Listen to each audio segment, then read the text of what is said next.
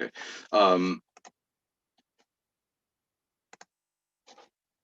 They might just start making noise. Oh, sorry. I just want to, so Rav Vali, his yard site was this week. It was Zion Teves a few days ago. So Rav Vali was one of the people, like one of the few people, according to Rabbi Spinner, like maybe one of a handful of people who was able to connect Shemayim Va'aretz, like able to see what was going on over here in this world and understand what the spiritual underpinnings truly are, and what's really going on, and and a lot of what he writes about the world and how all different things. I'm saying he writes about all different types of aspects of the world and how they relate to spiritual ideas, the ideas of the spheros, the ideas of the different worlds, and basically every concept in Kabbalah.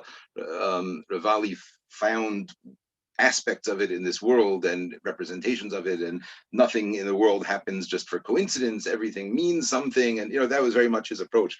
So bits of this, it could be you've heard from me before, but I just there's this concept of Rav Vali addresses this, that Jesus, right? Jesus is, in America, in Chutz La'aretz today, this is like, a big day. I remember, living in Chutz La'aretz, you can't escape it. You can't escape it's all around you. So I just wanted to say we should, learn something from this situation. So Rav Vali writes that Jesus could have been Mashiach ben Yosef, right? He had tremendous spiritual potential. He was one of the Tanaim. He was one of the people, who was from the times of the Mishnah, and he was a Talmud Chacham, and he was a person who was granted tremendous spiritual potential. And he really could have been Mashiach ben Yosef, which is interesting because they say his father's name was Joseph, right? And however, he didn't fulfill that potential. Like many times we have stories, in Tanakh, of great people that could have been great and didn't, for whatever reason, that they chose the dark side, or however you want to say it, but they chose not to follow Hashem and follow the Torah. So that's what he did. So rather than playing the role of Mashiach ben Yosef and bringing the world closer to Hashem and getting the world ready for Mashiach, so he ended up playing that role, right, but in a much different way, right? In other words, he did end up bringing the world to monotheism, right? And one could say fairly that without him, the Christianity and Islam wouldn't exist, right? All of those billions of people that believe in one God, is what he brought them to, right? However, he did it in a very wrong way, in a way that's cost hundreds of thousands of lives, of Jewish lives, over the millennia, and certainly not looked at in a positive way in retrospect. However, he had that potential, he had that ability to have done something great in a spiritual way. What's more, Rav Vali writes that it's just like so unbelievable how, again, like how he sees the world, right? So we discussed this idea of chesed and gvura, right? That chasadim and gevuros are like the two parts that make up the world. And a person has to have a balance between the two, and that's like the idea that the men represent the concept of chesed, right? The concept of being mashpia, of giving over, and women represent the concept of gevura, of taking something and forming it, and giving it boundaries and gevulos, and right, that's the concept of gevura, which is like the feminine concept. Now, Edom is from Esav, right? And Edom, we know, is Gvuros, is all right. Esav was red, and Al Charbach Hatichya is going to live by the sword. Right? Esav and Edom are like the epitome of Gvuros, whereas Yishmael, who came from Avram Avinu, Yishmael represents Chesed, not Chesed in the best Metukan way, right? But there's a bad chesed also, right? That's what Yishmael represents, but Edom represents gvura, just like there's a good gvura also, right? But Edom doesn't represent the good gvura; it represents the worst of gvura, which is bloodiness and a lust for death and violence, and that's the idea of Edom. And again, right, al charbachatichya, that's mamash like what Yaakov Avinu, what Yitzchak Avinu says to Esav. So Rav Vali just points out such an unbelievable thing. Now, obviously, we don't believe this. We believe that that he was born regularly. There was no miracle involved in Jesus's birth at all, right? However, even the story that they tell themselves, even the story that they say. So, what's their picture? So their picture is that he was born of a virgin mother, right? Is of the virgin birth. He was born of a mother who was never with a man. So Rav Vali says they don't, right? They obviously don't realize what they're saying, right? But what does that mean? What does that represent? He says this is exactly what Edom would do, right? What does it mean?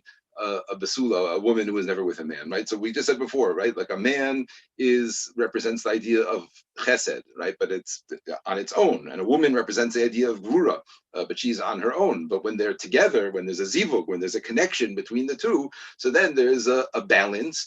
And what we say is the man is sharing his chasadim, and the woman's gvuros are nimtakim. That's again, this is all abstract concepts, but that's what the idea means. There's hamtakas hagvuros. Those gvuros through the zivug, through the connection, those gvuros are sweetened, and that's how we end up with a balance of Yaakov, of Tiferes, of Rachamim, when you have that balance between Chesed and Gvura, right? But what's their story? What's the story of their God? Their God was born of a virgin mother, right? Meaning a full Gvuros without any hamtaka, without any dose of Chasadim, right? That's what they how they want to stake their claim to their leader, however you want to put that. The story they tell themselves is even a story of just straight up Edom, of all Gvura, without any chesed mixed in there at all. And and finally Rav Vali says, what's the ultimate in Gvuros is death, right? The ultimate in lack of hashpah, of only kalim without anything inside, that's death, right? My goof right now, right? Let's picture it. Let's say my goof represents like my gvuros. It represents like the parameters and the gvul, and my neshama sort of represents the chesed, right? The neshama is like what's here and what wants to shine and wants to do, and it's being held in place by my goof, right? And what happens when a neshama leaves the goof? So we call that death. Right? And what does that mean? There's no chasadim left at all. There's no hashpah left at all. You're just left with an empty kli, which again, an empty kli is like the epitome of gvuros. That's gvuros without anything inside of it, without any chesed whatsoever. So death is the epitome of gvura, right? The ultimate step of gvura is death. So again, Rav Vali again, appreciate, was living in Italy in the 1700s, and with heavily Catholic, and he writes. So what's the symbol of their religion for a Catholic person? Right, is a dead man, right? Mamish, a dead man on a cross, right? They proudly wear death around their necks and in their things, and and again, he's saying they're just like showing the whole world, look at us, look at me, I'm all about gvura, I'm all about straight up gvuros with no chasadim and no good, like no hamtaka, no balance at all. That's what that's what they're all explaining. So I just thought it was fascinating that ever just all these connections that Rav Vali is able to see in he has much more than this, but to see in the even in the minhagim of Goyim and in the way that they do things, nothing is mikra, nothing is just happenstance. And finally, like we said, this Parshas told us, but the whole idea of Jesus, the whole idea of Christianity, b'chlal, right, was prophesized already by Yitzchak. When Yitzchak Avinu and even Shem ve'ever, right, twice in Parshas told us, it says that Esav is going to serve Yaakov. It says V'rav Ya'avod Tza'ir. That's when Rivka went to Shem ve'ever, and later in the parsha, Yitzchak says to Esav, "Ve'esachicha ta'avod." You're going to worship. You're going to serve your brother. So Rav Vali says, "La'avod" also means to worship, right? It doesn't just mean to serve like a servant. Avodah zara is worship, idol worship.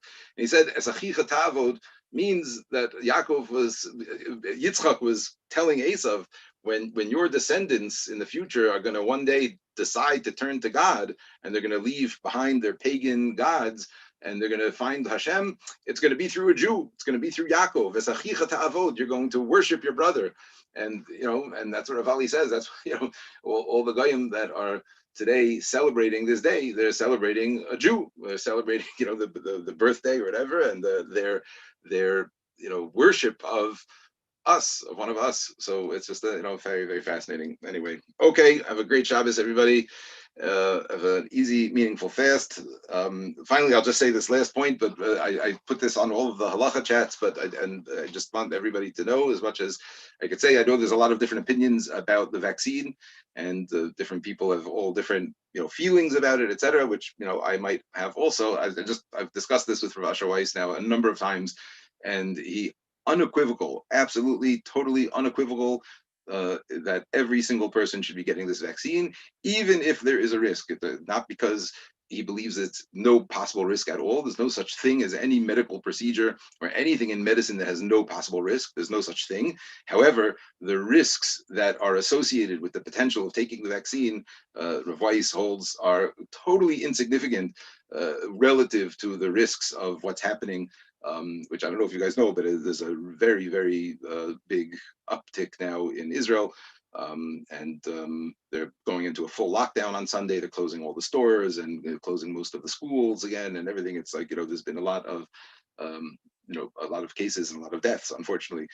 So I just want to, put that out there. He says you're not mechuyev. You can't say you're required to, because a person is allowed to say, I'm too nervous because of and you can't say you're required to do it. But Rav Weiss holds unequivocally that it is the right thing to do, and that anybody who is able to do, should get the vaccine. And okay.